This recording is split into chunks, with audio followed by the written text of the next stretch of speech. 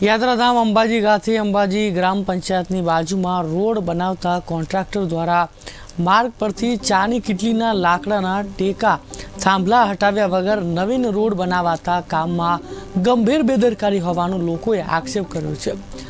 સામાન્ય રીતે કોઈપણ જગ્યાએ રસ્તો કે રોડ બનાવવામાં આવે તો તેમાં વચ્ચે આવતા દબાણોને દૂર કરીને ત્યારબાદ જ નવીન રોડ રસ્તા બનાવવામાં આવતા હોય છે।